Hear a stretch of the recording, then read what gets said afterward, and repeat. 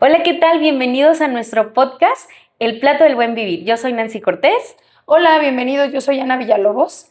Y bueno, antes de comenzar en nuestro segundo episodio, te vamos a hablar un poquito más de lo que hacemos Ana y yo, para que nos conozcan un poco más, ya que en el primero como que nos fuimos directito de tantas ganas que teníamos de hablar. Entonces, bueno, como les decía, soy Nancy Cortés, soy nutrióloga, soy licenciada en nutrición y tengo varias especialidades o me he enfocado un poquito más en otras áreas, sobre todo en los trastornos de la conducta alimentaria. También trabajo mucho lo que son las emociones, el psiconutrición. No doy terapia, obviamente, como Ana. Claro. A mí me gusta mucho trabajar con las personas como que empiecen a entender por qué comen lo que comen, qué hay detrás de ese recuerdo de esa comida, para que así la gente obviamente sepa que es un cuerpo integral. Y de hecho me gusta mucho mandarlos ya sea con Ana, con otras psicólogas. ¿Para qué? Para trabajar esto en conjunto, porque viene totalmente de la manita. He trabajado como maestra, dando clases a niños de secundaria, de primaria. Me encanta hablar de temas de nutrición como en un auditorio, como en un taller. Conferencias, exacto. O sea, si alguien me invita a una plática que tenga que ver con nutrición, yo me pongo primero antes que la consulta. También tengo un consultorio, doy consulta privada. Sí me gusta, obviamente, pero como que esto es lo que más me apasiona y bueno, por eso estamos aquí, ¿no? Ok, bueno, les voy a platicar un poquito de mí. Yo soy licenciada en psicología. Tengo experiencia como docente en todos los niveles educativos. También tengo experiencia clínica. He trabajado en varias instituciones de gobierno. He trabajado en el Instituto de la Juventud de aquí del municipio. He trabajado en Secretaría de Salud, con población joven, para dar talleres sobre prevención del suicidio, etcétera, y también con mujeres víctimas de violencia. Entonces, bueno, ya ahorita que les platiquemos el tema, pues van a ver que tenemos un poquito de experiencia en ese tema. Ahorita me dedico más a la consulta privada y también soy docente. Entonces, pues eso es un poquito de nuestra experiencia. Queríamos que nos conocieran y supieran desde dónde les hablamos, quiénes somos nosotras y qué es lo que ustedes pueden esperar de este podcast. La intención de esto es juntar la parte nutricional con la psicología y hablar de temas que nos apasionan, pero cada una desde su trinchera, entendiendo que todos los temas se pueden visualizar de manera integral. Creo que eso es lo que nos va a distinguir a nosotras, ¿sale? Exactamente. Y bueno, pues nuestro segundo episodio se llama Violencia Estética cuando el cuerpo nunca es suficiente. Como bien dijo Ana, trabajamos desde la parte privada y también, sobre todo ya en la parte de la institución, trabajamos con mucha violencia en este caso, sobre todo estética. Obviamente, Ana, desde la violencia de género. Y por eso es que queríamos hablar de esto, Ana. Bueno, porque a lo mejor algunas personas recordarán en el primer episodio que hablamos y que dijimos que íbamos a hablar en el siguiente tema. De los propósitos de Año Nuevo. Exacto, de los propósitos de Año Nuevo, aunque obviamente no es Año Nuevo, pero eso era justo lo que queríamos, que las metas, los objetivos van para todos los días del año, entonces era como nuestra idea. Pero luego ya platicando obviamente y viendo todo lo que nos está pasando en consulta y demás, y luego venía toda esta parte de abril, del certamen y demás, dijimos, no, queremos hablar mejor, casi como que por este tema, ¿te acuerdas que hemos hablado tanto? Sí. Quisimos hacer el podcast, entonces claro que hay infinidad de temas en los que van correlacionados nuestras carreras, pero creo que es así como lo que más así nos va a encantar hablar. Nos apasiona. Y tanto que nos apasiona que lo vamos a dividir en dos partes. Sí, es muy largo. Sí. Bueno, primero, como dice Nancy, es un tema que nos encanta, es un tema que hemos vivido personalmente, pero que también como contexto lo hemos experimentado en en el contexto donde vivimos, tanto en México como en nuestra ciudad, en Tepa, y pues por eso lo consideramos súper importante y creo que, como les digo, es un tema en el que ambas disciplinas tienen mucho que ver, entonces por eso lo escogimos. Aparte, Nancy y yo somos feministas, nos consideramos feministas, entonces pues no es de esperar el que la mayoría de las mujeres viven este tipo de violencia. Sí.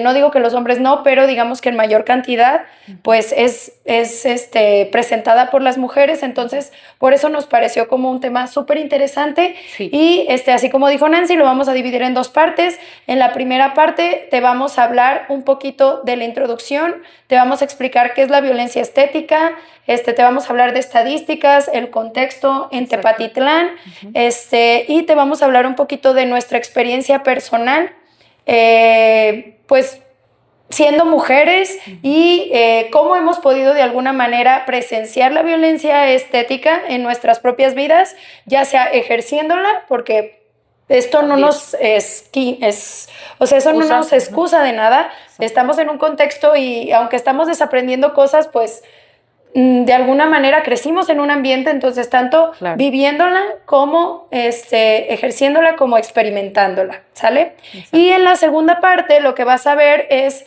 más nuestra parte profesional, hablando un poquito más en extenso de estos conceptos, y también básicamente la intervención desde la nutrición y la intervención desde la terapia, ¿sale? Exacto, exactamente. Muy bien, pues bueno, como te decíamos, el tema de hoy es violencia estética, cuando el cuerpo nunca es suficiente. Es interesante porque obviamente se escucha fuerte, ¿no? El tema se escucha fuerte, por eso es que también lo quisimos dividir, porque también para que lo dijeran mejor en casita, donde quiera que nos estén viendo, porque a lo mejor esto es algo que hemos vivido o que has vivido tú como persona que nos estás viendo, pero nunca le hemos puesto ese nombre, ¿no? Claro. O sea, se escucha violencia estética, ¿qué será? Pero ahorita que lo veas, o sea, vas a decir, claro que lo he vivido, claro que lo he ejercido, como bien dices, sin darme incluso cuenta. Entonces, esto es lo padre, que lo conozcas como el tema, que se le ponga un nombre para ya de ahí empezarlo obviamente a trabajar, ¿no? Claro, primero hay que visualizarlo, ¿no? Exacto. Entonces, bueno, creo que queremos empezar primero con decir qué es violencia estética, ¿no? Bueno, básicamente la violencia estética se puede definir como una presión para cumplir determinados estándares de belleza que se esperan de ti. Puede ser inalcanzable en la mayoría de los casos, o sea, por más que quieras estar en el estándar, no hay cosa que puedas hacer para alcanzarlo, y al tratar de alcanzarlo, podemos poner en riesgo nuestra salud tanto mental como física. Entonces, esa básicamente es la definición. No sé si quieras agregar algo sobre esto, Nancy. No, creo que sí, la violencia estética, como bien dijiste antes, se ejerce especialmente a las mujeres, no que a los hombres no se les haya ejercido nunca una violencia estética, pero los datos ahorita nos van a decir totalmente lo contrario. O sea, es casi totalmente hacia la parte del género femenino, y entonces por eso es que quisimos obviamente hablar de esto. Y esto también va desde incluso la violencia estética desde menores, desde niñas hasta jóvenes, adultas y adultos mayores. O sea, esto es algo en todas las edades, no es como que, esto sería exclusivo de alguna edad. Generación, ¿no? La verdad es que no. Entonces, es multigeneracional, tristemente, ¿no? Y también el hecho, como bien dijiste, que no es algo alcanzable normalmente también para querer o creemos que para alcanzarlo, incluso también o las personas podemos llegar a someternos a modificaciones tan invasivas y tan severas que pueden incluso, como bien dijiste, dañar tanto la salud física, mental, como incluso ocasionar hasta la muerte. ¿Sí? O sea, estamos hablando de un tema fuertecito. Es muy, muy serio, ¿sale? Sí. Entonces, bueno, hay 4 características fundamentales para entender la violencia estética. Yo les voy a decir un poco de cuáles son esas 4 y ya vamos a ir explicando poco a poco, ¿no? Primero tenemos el sexismo. Bueno, no sé si podemos decir la característica y irle explicando. ¿Qué te parece? Entonces, bueno, una de ellas es el sexismo. No sé si nos puedas explicar un poquito sobre eso. Claro que sí. El sexismo es cuando o la violencia estética tiene estas 4 premisas. Una de ellas es el sexismo y bueno, es esta parte como de cuando nos cuestionan que tenemos que ser femeninas, ¿no? O sea, ¿qué es lo femenino? Lo femenino es o se espera de lo femenino que se vistan de tal forma, que nos maquillemos, que tengamos ciertos trabajos, simplemente es como el hecho de que eres mujer, tienes que cumplir con tantos estándares como estos. Tienes que ver como mujer. Exacto. Entonces, cuando no lo cumples, hay esta violencia de es que tú no pareces mujer, es que pareces hombre, es que ¿por qué no te maquillas? ¿Por qué te pones esa ropa tan masculina? O deberían de comportarse, también no nada más en la parte de la vestimenta, pero deberías de comportarte de tal manera, porque las niñas no hacen eso, porque las mujeres no hacen eso. Claro. No te puedes sentar de esta forma, no puedes hablar de tal forma. Entonces, ya tenemos como como estas condiciones a ser. Y bueno, ya desde ahí creo que es importante como señalar, o sea, por ejemplo, cuando nosotras, creo que es un tema como bien dijiste, que nos ataca, o sea, totalmente a nosotras, porque siempre hemos ido como un poquito contracorriente, que no nos encanta vestirnos siempre lo más femenina posible, o que no nos maquillamos. Y entonces también qué curioso, cuando no nos maquillamos simplemente es no acción, o sea, no nos maquillamos.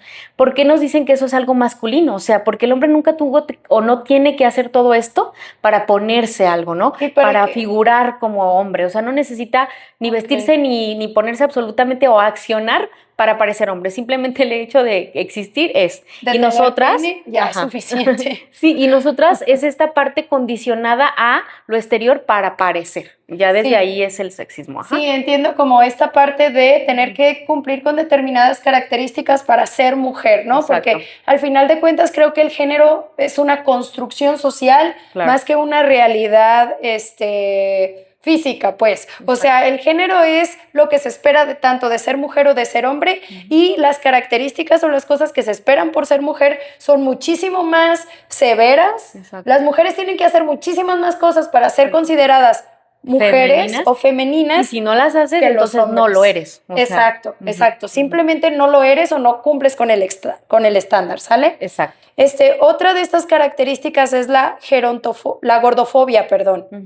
La gordofobia, en este caso, por ejemplo, es como, pues sí, simplemente creer que porque es un cuerpo grande o es un cuerpo gordo, porque está bien decirlo, creo que también allá afuera nos da mucho miedo hablar como de, es que es una persona gordita, ¿no? O sea, porque cuando dices una persona delgada no tenemos miedo, es esta parte ya desde ahí que estamos pensando que es algo malo, ¿no? Simplemente hay tipos de cuerpos, hay diversidad corporal, y entonces la gordofobia es cuando se le trata, o es esa creencia que las personas delgadas son más bellas, son más sanas, tienen más derechos, tienen más o son más merecedoras que las personas gordas. Entonces eso sería una gordofobia.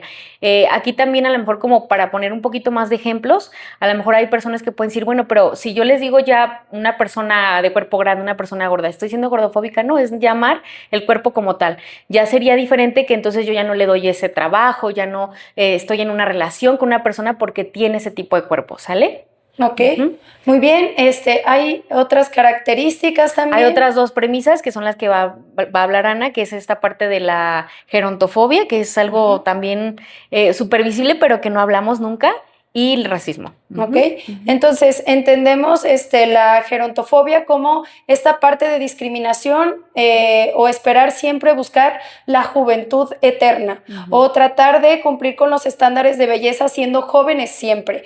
Entonces esto lo podemos ver sobre todo con esta presión hacia no tener arrugas, hacia que no se note la edad. Y piel siempre sea joven. Sí, siempre se tiene que ver joven. Y también a las oportunidades que pueden alcanzar una persona que se ve joven o que es joven, a cómo son las oportunidades, sobre todo para una persona, una mujer vieja, ¿me explico? Entonces, desde ahí hay una discriminación y hay una presión social por verse siempre joven.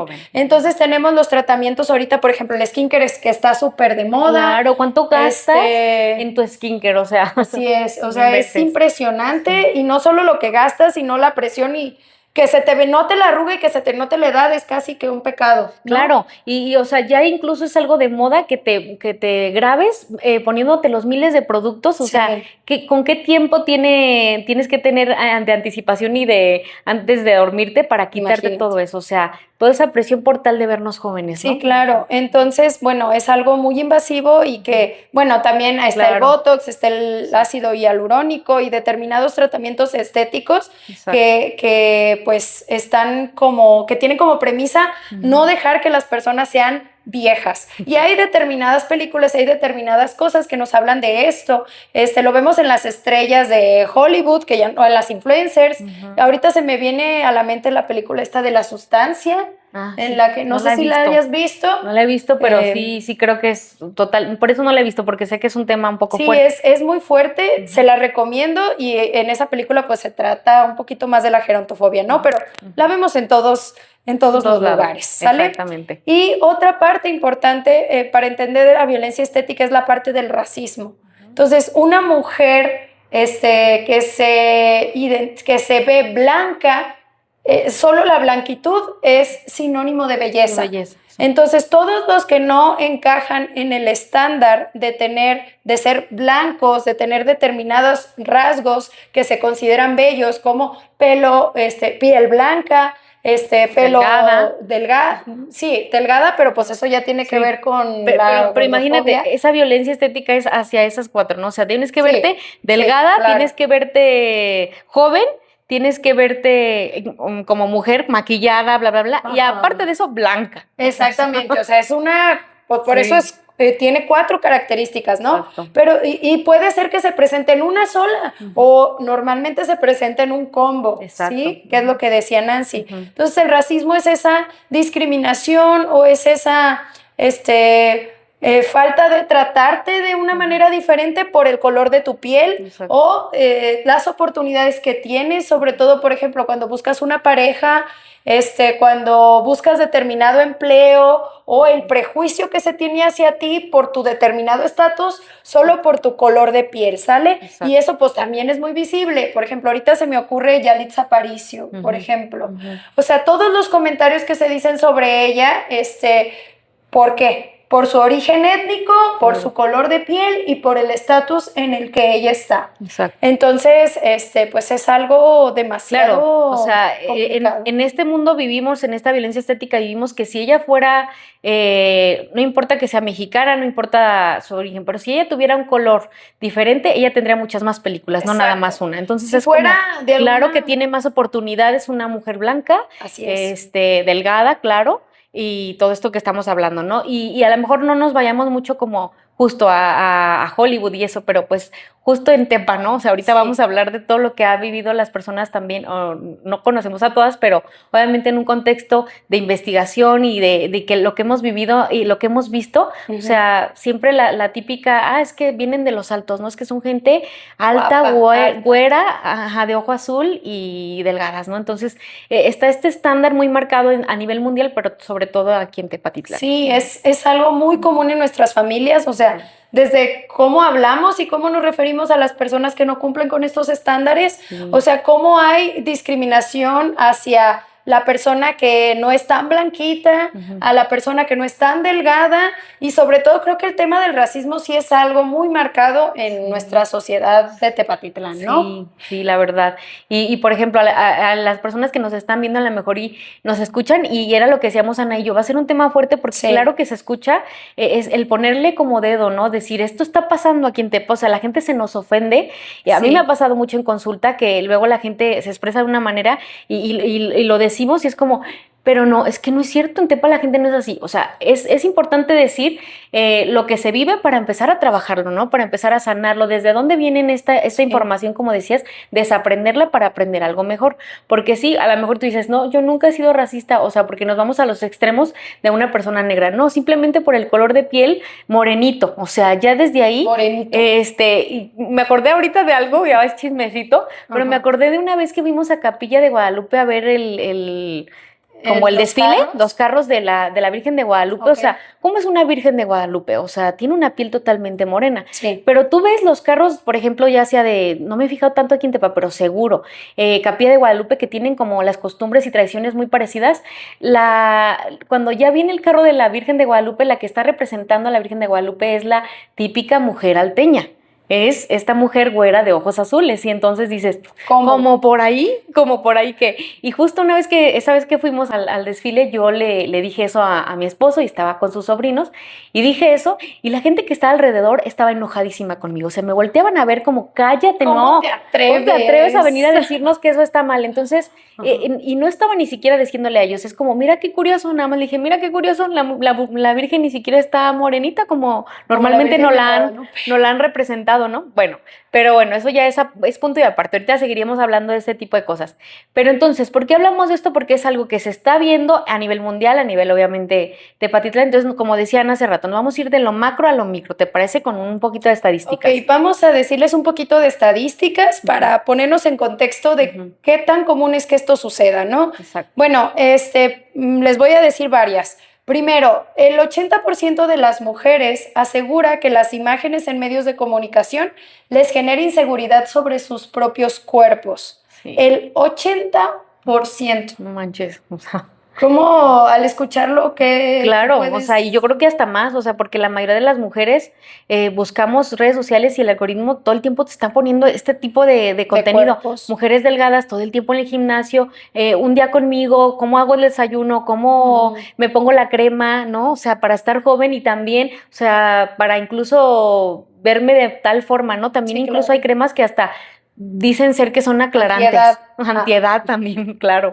Entonces, todos estos rituales que nos muestran en redes sociales, imagínate, claro, hay una insatisfacción corporal totalmente. Claro. Y bueno, seguimos con las estadísticas. Según una encuesta estadounidense, solo el 4% de las mujeres en todo el mundo se considera bellas. No. El 4%, eso quiere decir que el 96% de las mujeres no nos consideramos bellas y no nos sentimos suficientes. Sí, y como decíamos hace ratito, ¿no? O sea, es algo inalcanzable, porque a lo mejor y decimos, bueno, es que cuando esté de tal cuerpo, ponle tú que lo puedas modificar porque es algo de multifactorial, es algo muy difícil, no es nada más por la alimentación o por echarle ganas, ¿no? Pero bueno, ya eres delgado, pero tienes ese cuerpo y de todas maneras te va a faltar más cosa. A lo mejor ya me faltan las boobies, a lo mejor ya me falta la cara de tal forma, ya estoy a lo mejor a mis 40, entonces necesitaría estar más joven. O sea, nunca va a ser algo alcanzable, entonces... Claro, por eso ese 96% es tan alto, ¿no? Y bueno, también eso es a nivel mundial, pero a nivel México también 5 de cada 10 mujeres, entre niñas, jóvenes, mujeres adultas, como les decíamos, esto no es nada más a un grupo, han experimentado discriminación por su forma de vestir, por su arreglo personal, lo cual pues obviamente son ejemplos de la violencia estética. Y pues fíjate, ya ni siquiera poderte vestir como quieres, ¿no? Porque cómo se te antoja. O sea, también puedes ser discriminada por la manera en que te vistes y por determinada cosa que se espera de ti, ¿no? Exacto. Entonces, es bien difícil sentirse segura en México y en el mundo porque tienes que tener determinado estatus, hasta la marca que utilizas tu ropa, hasta, por ejemplo, si eres de un origen étnico y utilizas ropa típica, eso ya no es lo que se espera. Y también hay que poner en contexto que la moda también va cambiando. Claro, entonces, así como en los cuerpos ha cambiado la moda, también en la vestimenta, en los productos. Ahora la moda, antes la moda duraba un año, ¿no? Y tenías la ropa de moda y ok, te duraba un año, pero ahora es hasta desechable, por eso es que hablamos de la fast fashion, ¿no? Exacto. O sea, estar de moda te dura 3 meses. Entonces, no hay manera de poder encajar en el estándar, no hay manera de estar a la moda todo el tiempo, porque volvemos a lo mismo, es un estándar inalcanzable que solo genera frustración y genera pues sí, genera... No sentirte que perteneces a un grupo, no sentirte amada, no sentirte valorada, suficiente. O sea, claro, porque a lo mejor hay gente que dice, bueno, pero ¿por qué se sienten así? Obviamente es porque significa todo lo que está pasando allá afuera es lo que espera el mundo de mí. Si yo no tengo eso, claro que me voy a sentir rechazada a donde quiera que vaya y por eso claro que quiero cambiarlo para sentirme aceptada, pero claro, el día de hoy por eso es que estamos hablando de eso, para que tú digas, caray, entonces todo este tipo de información que me está llegando no es no es real, esto es lo que se espera de ti, pero tú simplemente por el hecho de existir ya eres suficiente, ¿no? Claro, esa es como la intención de esto. Claro. Okay. Y bueno, otras de las estadísticas, sobre todo ya más como en la parte del peso, fíjate qué preocupante esto, Ana. A los 6 años ya las niñas empiezan a preocuparse por su peso. A los 6 años. A los 6, o sea, que ya es esta edad que ya deberían de estar, o sea, nada más jugando, preocupándose por si comieron, por si durmieron, no. O sea, ya se están preocupando por su peso y a los 14, normalmente el 60 o 70% empiezan a perder peso, o sea, ya están en una dieta, ya las llevan... Porque creo que ahí tiene que ver también con los adultos, con esta parte de pues ya te llevo al nutriólogo para que pierdas peso, ¿no? Me parece súper preocupante el hecho de que a esa corta edad, cuando, como tú dices, tienes que estar preocupada por jugar a las muñecas o por jugar a lo que sea que quieras jugar, ya esté teniendo un peso, válgame la redundancia, tan grande para ti el encajar o ser de determinada medida. Eso quiere decir que cuando tú seas adulta... Exacto. pues imagínate lo importante que va a ser esto. Sí, Entonces exacto. sí, es muy preocupante. Sí, exacto. Y también en otro estudio, donde se analizaron más de 15,000 niños y niñas, Ajá. adolescentes entre 9 y 14 años, se les hicieron en 2 años algunos análisis, algunas pruebas, y veían que el hacer dieta justamente que era lo único que pasaba. Los niños, perdón, no comían mejor, no tenían mejores hábitos alimenticios, ni Claro. siquiera cambiaba el peso. Simplemente lo único que pasaba es que, ¿qué creen? Tenían más atracones. ¿Por qué? Pues claro, porque yo te prohíbo tal alimento y entonces eso es lo que va a pasar. Automáticamente a ti se te va a antojar más, ¿no? Si yo te dijera, por ejemplo, Ana, ahora la dieta va a ser, porque hay un montón de dietas de moda, ¿no? Que la keto, que el ayuno intermitente, no sé qué. Pero si yo te dijera, el día de hoy, la moda para que la gente baje de peso es no comer frutas y verduras, ¿qué crees que es lo que las personas normalmente van a Pues, consumir? se me antojarían Pues se te las frutas y antojaría. verduras, porque Claro, justamente la prohibición, exacto. en lugar de generar lo que queremos lograr, que es que no coma determinadas cosas, pues Exacto. genera más ansiedad y más ganas de comer esas determinadas cosas. Entonces, Exacto. pues sí, la prohibición no es la manera. Exacto. Y no hablamos de que no cuidemos nuestra salud, no nos estamos refiriendo a Claro. eso, pero a veces creemos que cuidamos la salud prohibiendo determinadas cosas, y cuando prohibimos algo, pues digamos que la relación que tienes con la comida, en lugar de ser una relación saludable, Resulta se peor. vuelve algo enfermizo, ¿sí? Exactamente. Muy bien, entonces, bueno, les hablamos un poquito de estadísticas. Ahora queremos aterrizar, porque empezamos con lo macro, ahora queremos aterrizar de cómo este tema pues ha influenciado o ha influido en nuestro querido Tepatitlán, ¿sale? Entonces hay muchas cosas de las que podemos hablar, pero aquí quisimos como traerles situaciones reales que han ocurrido en Tepa, ¿no? Y bueno, vamos a empezar con determinados hechos. Primero, pues quiero hablarles de una noticia que fue muy escandalosa en su tiempo, pero que al final de cuentas pues no llegó a nada. No sé si tú recuerdas, Nancy, Sí, sí. de una noticia que sucedió en el 2023 Ajá, sí, sí. sobre una chica llamada Nayeli Guzmán, Ujú. que se sometió a cirugías estéticas aquí en Tepatitlán y que pues, spoiler, terminó muerta. Sí.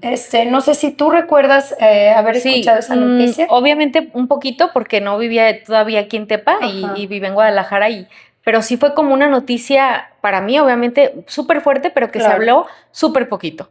O sea, como que la gente, no nada más en Tepatitlán, creo que en la mayoría de los lugares que son chiquitos, no quieren que se escuchen las noticias malas. O sea, como si eso fuera lo que te definiera como tepatitlense, como alteño. O sea, claro que no. O sea, así como eres orgulloso de hablar de algo que pasó, bueno, también es importante hablar de esto y sí, creo que te diste un poquito a la tarea de investigar este caso como tal, y ya que me lo contaste, o sea, sí me quedé como, no sabía que había sido obviamente así de fuerte. ¿De qué manera había sido? Exacto. Miren, les voy a platicar un poquito del contexto y ya ahorita pues damos nuestra opinión más específica sobre el tema, ¿no?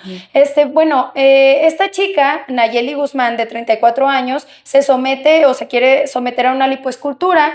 En primer lugar, tenía el ingreso programado para el hospital de Zapopan, y un día antes le cambian la fecha para cambiar, que se haga la cirugía aquí en Tepa en una supuesta clínica, ¿sale? Sí.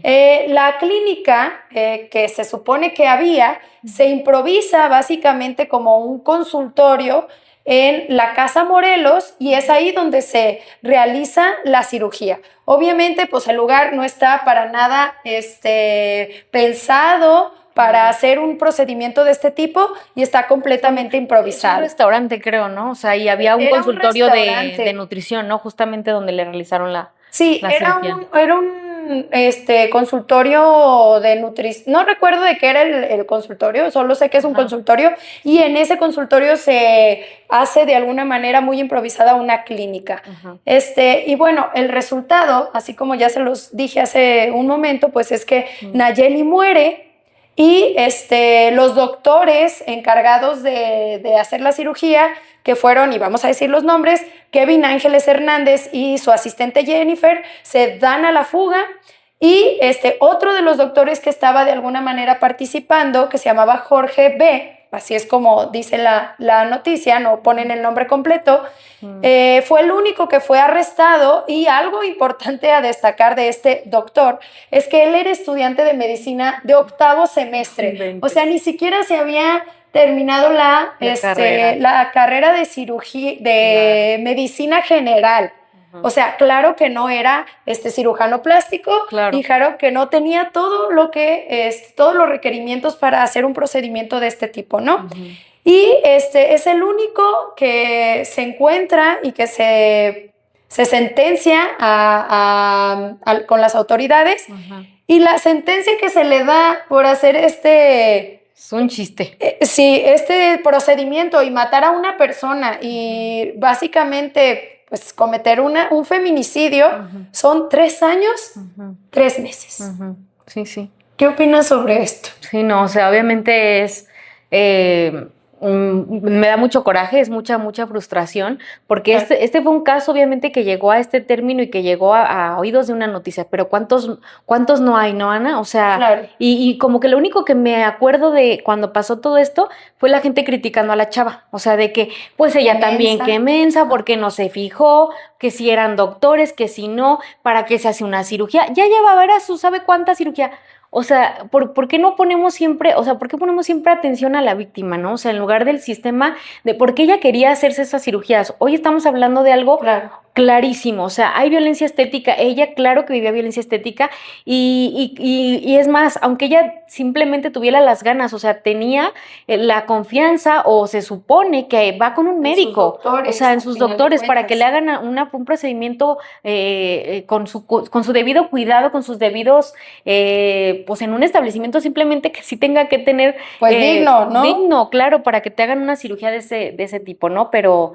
Pues sí, o sea, súper lamentable. Obviamente, el hecho de que pasen este tipo de cosas, pues es importante que tengamos más información, claro, como personas, si es que quieres hacerte un tipo de tratamiento, pero como decíamos al principio, es tan preocupante ya la violencia estética que llegamos a métodos así de invasivos y de fuertes hacia tu salud, ¿no? Por tal de tener un estándar, y justamente la conversación no está en el sistema que permitió esto, no está en las personas que lo hicieron, sino está en culpabilizar a la víctima, ¿no? Qué tonta, ¿para qué? Y volvemos a lo mismo, la violencia estética se da por los dos lados, por someterte a cirugías para caber en el estándar y también por no hacerlo. Entonces jamás... De todas maneras iba a estar a gusto, ¿estás de acuerdo? Y aquellas personas que sí pueden hablar de eso, es que ¿por qué no investigo? Es que ¿por qué no se va a un lugar? Claro, porque también estamos ahí metiéndonos con la parte de las posibilidades y de los accesos que tienen las personas, ¿no? Así es. O sea, yo puedo hablar bien fácil porque a lo mejor tengo el acceso a irme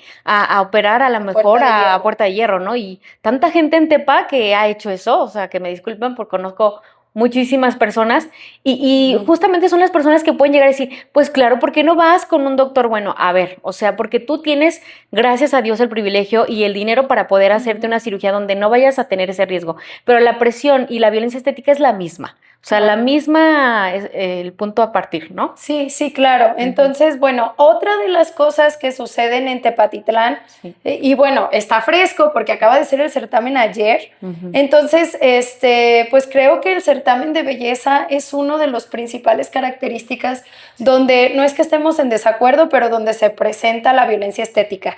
Y queremos hablar de un caso en particular.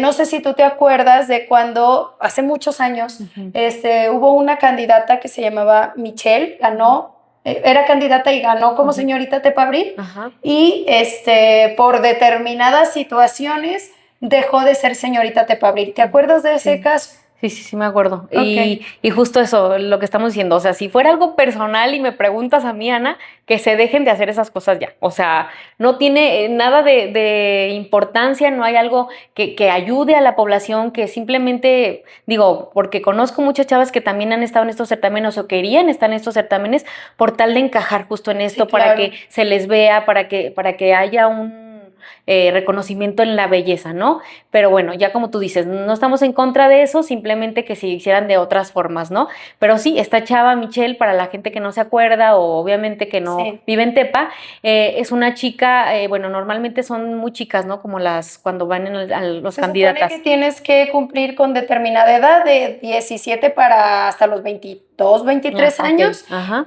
Gerontofobia, primero. Sí. Tienes que tener determinada medida, Ujú, ¿sí? O ujú. sea, determinada altura, Exacto. ¿sí? Determinado cuerpo. Aspecto a ¿No? físico, Exacto. determinado aspecto físico. No Ajá. todas podemos participar para ser señoritas Tepabril. Y la otra, el racismo, y es a lo que vamos. Sí. Esta, No nos consta que por eso sí. porque ella desistió de la corona, por así decirlo, ella no quiso ser señorita Tepatitlán. Tepatitlán. Ujú. ¿Por qué? Porque creo que ella puso en sus redes que era por cuestiones como de personales, algo, pero digo, obviamente no estamos asegurándolo, pero también nos dimos un poquito a la tarea de investigar esto, de irnos con algunas personas que han sido candidatas o que se recuerdan de esto. Me acuerdo que tú me dijiste que habías visto unos comentarios justo ese Sí, tiempo. obviamente no queremos decir que esto sucedió porque no lo podemos afirmar, Ujú. pero recuerdo que cuando ella fue elegida como señorita Tepabril, a mí me parecía una chica que cumplía mucho con muchos estándares que normalmente no ves en una señorita Tepabril. Ujú. Ejemplo, me parecía que lo que ella hacía profesionalmente, porque creo que es artesana, se me hacía muy interesante. Ujú. Y aparte, bueno, claro que cumplía con el estándar y estaba muy guapa, pues creía que podía aportar determinadas cosas y al menos a mí me pareció muy padre la elección de ella como candidata. Ujú. Y lo que yo pude encontrar, y eso pues lo pude ver yo en redes sociales, digamos que eso pasó hace muchos años, no sé, no tengo ni idea cuántos años, unos 8 Sí. años, no tengo la menor idea, ¿eh? Ujú. Pero yo veía que cuando ella fue elegida, los comentarios de la gente al ser ella elegida era de que no, es que ella No cumple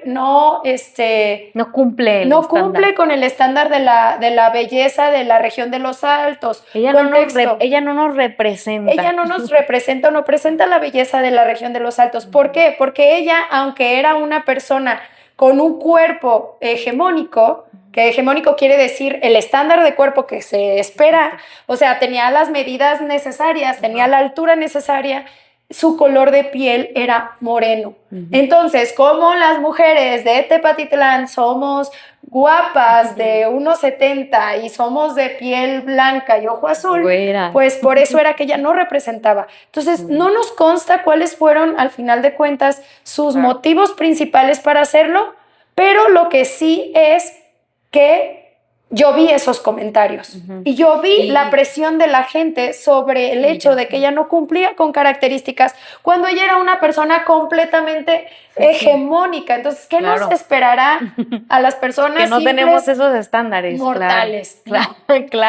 Claro, y es que justo, ¿no? O sea, claro, atrás de la pantalla todos somos valientes y podemos decir, porque como podemos ser anónimos y no estamos aquí hablando justo en un lugar abierto. Poniendo la cara. Poniendo la cara, exacto. Qué fácil es decir, porque creo que eran muy, muy ofensivos, ¿no? Los comentarios de ella no nos representa, es que ¿por qué la eligen? ¿Por qué ganó si es morena? O sea, nada que ver con las típicas de Tepa, o sea, es prieta. O sea, sí, claro. Y determinadas más cosas. Y muchas otras cosas. Entonces, sí es muy importante, pues, que empecemos a hablar de estos temas, pues, para que se empiece a acabar, ¿no? Sí, claro. Porque sí, fíjate, hasta me acuerdo ahorita hablando de certámenes, y que nos dimos a la tarea varias chicas que participaron en los certámenes o reinas de Tepa, y por ahí me diré un poquito a la tarea a investigar y a platicar con ellas, y sí, o sea, la mayoría, o sea, sí tal cual, te lo resumo, Ana.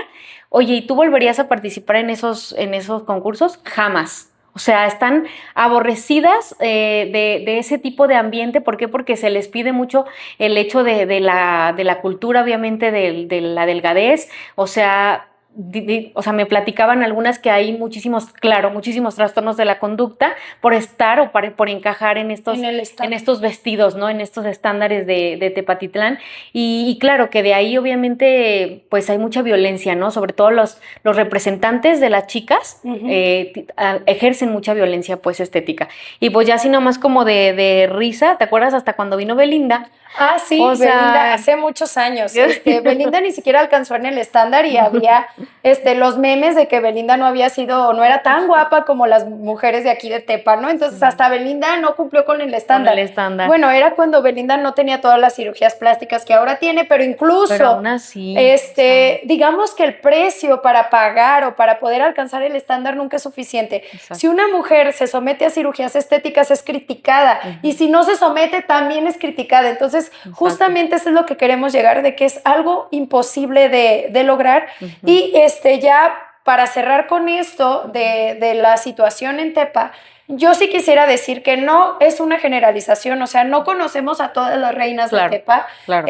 Puede ser que a alguien le encante este tipo de programas o participar en este tipo de concursos y es válido.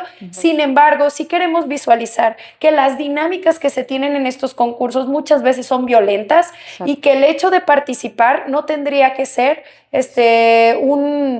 pues sí, no tendría que ser un mecanismo de violencia, y que si queremos quitar la violencia estética, pues tendría que ser alcanzable para todos, y el estándar de belleza tendría que expandirse. Exactamente. Es algo que no sucede y es lo que nosotros estamos criticando. Claro que aquí cada quien tiene su opinión, pero no podemos dejar de lado las experiencias de estas personas y nuestras propias experiencias personales. También, ¿sale? Claro, también es platicar o es visualizar, sí, porque claro. aunque sea difícil, aunque nos duela, dijimos desde el otro podcast, lo padre es sí hablar desde la parte profesional, Ana y Nancy, pero también personal, ¿no? Porque claro que allá afuera más que profesionales hay personas, y entonces también es empatizar, es que sepas que también obviamente a nosotros nos ha pasado esta parte de la violencia estética, como dices, ¿qué nos espera, no? A nosotras las mortales. Pero bueno, también quisimos hablar un poquito de lo que hemos vivido a lo largo de este tiempo en Tepa con la violencia estética, ¿no? Yo, por ejemplo, me acuerdo de algún caso que un tiempo fui gerente en una tienda de ropa aquí en Tepa, y me acuerdo que pues ya platicaba yo con el gerente, y esto también me pasó en Guadalajara, o sea, fíjate para que veas qué marcado está. Oye, pues necesitamos personal para la tienda, como obviamente yo como gerente pues me tenía que referir al dueño, cuáles son las características para obviamente yo buscar gente, y pues nada más eran así de sencillas, no me las tenían que pasar por un comunicado, o sea, así de sencillas, que esté guapa. Oye, ¿y qué es estar guapa, no?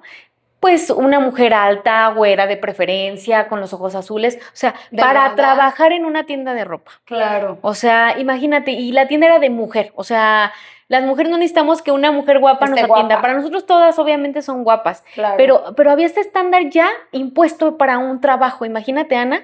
O sea, y recuerdo, o sea, que también en Guadalajara, que era un poquito más, no nada más para una tienda de ropa, era para ya una clínica, o sea, de nutrición.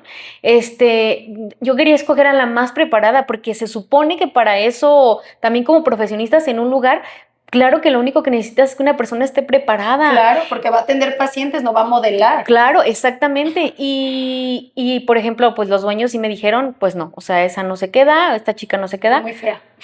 O sea, pues no cumplía el estándar hegemónico, no el estándar. Y se quedaron con la más guapa. Entonces sí. La más guapa. Sí es algo, exacto, porque pues ¿qué es ¿Qué eso? es guapa? Ajá. ¿Qué es encajar en ese estándar? Y entonces imagínate, estas personas a lo mejor, y simplemente yo obviamente les tuve que decir que muchas gracias por haber venido, pero ellas sufrieron violencia estética incluso sin saberlo. Ellos no tienen ni idea que no las escogieron por altas, blancas, jóvenes, nada. Por cómo se veían. Simplemente es por cómo me veo, no tengo una oportunidad laboral, ¿no? ¿Y cuántas así? Sí, no claro. sé si tú tengas alguna experiencia. Creo que es importante desde el principio que nosotros dijimos que este podcast, más que de manera profesional o hablar de nuestras propias experiencias como profesionalistas, pues no nos podemos separar de nuestra parte humana, ¿no? Claro. Y bueno, a lo largo del tiempo, pues a lo largo de mi vida he presenciado violencia estética de fuera, la he ejercido, claro, y también he sido víctima de violencia estética. Ahorita, bueno, como tal, ¿qué puedo decir como caso específico?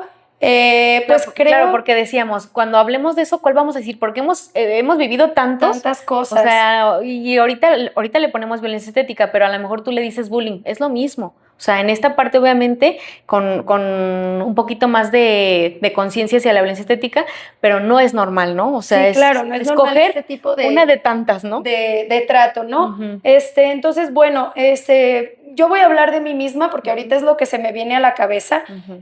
Por ejemplo, a lo largo de mi adolescencia, a lo largo de mi crecimiento, pues en muchas ocasiones me he sentido inadecuada, en muchas ocasiones he sentido que no cubro el estándar. Por ejemplo, yo vengo de una familia de personas muy altas, entonces pues la mayoría son altos, entonces yo soy una persona de estatura baja, entonces yo recuerdo mucho tiempo que a mí nadie me dijo, ¿está mal ser chaparra? Nunca me lo dijeron, ¿estás más fea por ser chaparra o lo que sea?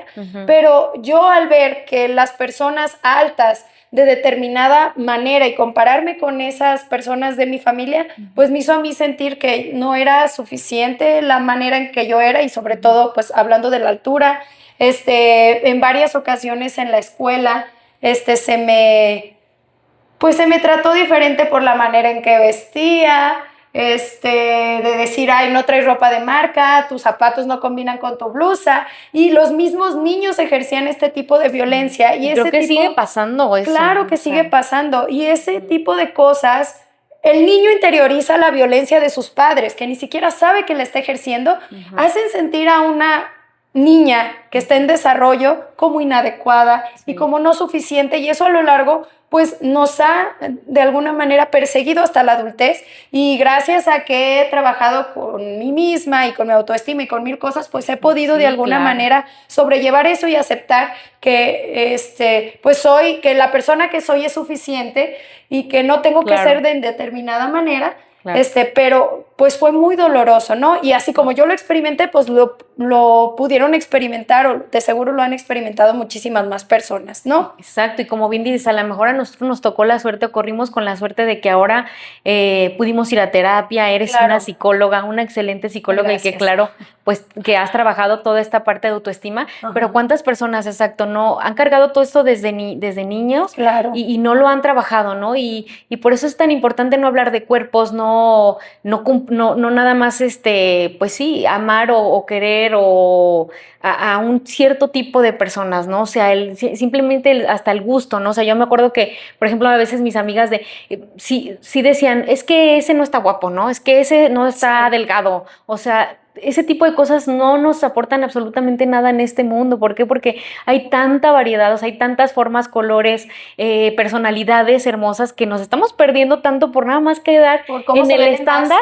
Ajá, entonces, y lo vemos en consulta, o sea, esto como bien dices es algo personal, pero lo vemos tanto en consulta, no es construir otra vez este autoestima y este amor propio, así nada más como se ve en redes sociales, ¿no? Con la tacita linda y yendo, no, o sea, es algo de trabajar de mucho tiempo, es algo muy doloroso y que no nada más en una sesión se logra, entonces, pues, por eso queremos hablar de esto y pues bueno, ya hablamos un poquito de qué es violencia estética, las 4 premisas que elevan esta violencia estética, las estadísticas, nuestras experiencias personales y pues bueno, nada más decirte que esperen la segunda parte, esperemos que les funcione, que vamos a hablar obviamente más desde la parte profesional, más la solución también, porque a lo mejor dicen, ok, yo todo eso lo he vivido, o como bien decías, o yo lo he ejercido, ¿ahora qué hago, no?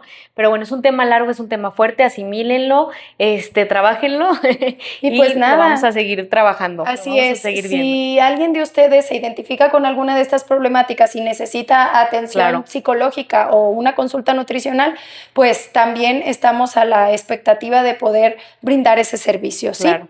Y bueno, queremos cerrar el podcast con una frase. Primero, Nancy, ¿quieres compartirnos la frase que elegiste? Sí, esta frase, bueno, es de una maestra mía muy querida que tuve en el último diplomado que tuve de trastornos de la conducta alimentaria. Un saludo a mi maestra Gina. Ella, si nos ve, ojalá. Ella dice mucho esta frase y cuando la escuché por primera vez, obviamente, sentí como que el corazón se me abrió y como que quería volar de tan feliz que me hizo la frase y pues espero que también lo sientan así ustedes. Y dice, una mujer que no come lo suficiente difícilmente tendrá la energía para cambiar el mundo. Entonces eres así tal cual, existes en este mundo y no necesitas cambiar absolutamente nada. Claro, y necesitas alimentarte, básicamente, ¿no? Claro, Porque luego para ya no este espacio. siquiera disfrutas eso por la manera en cómo te ves. Entonces, qué Sí, fuerte, ¿no? exacto. Ok, pues mi frase me encanta, es una frase que desde que la descubrí me encantó. Honestamente no sé el autor, pero se las voy a compartir.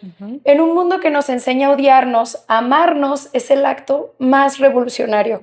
Esto ha marcado mi vida y ha marcado la manera en cómo me he percibido. Y cuando yo me di cuenta de que soy digna de amor, Exacto. independientemente del envase en el que venga o las características que tenga, pues cambió la percepción de mí y fue un antes y después en mi vida.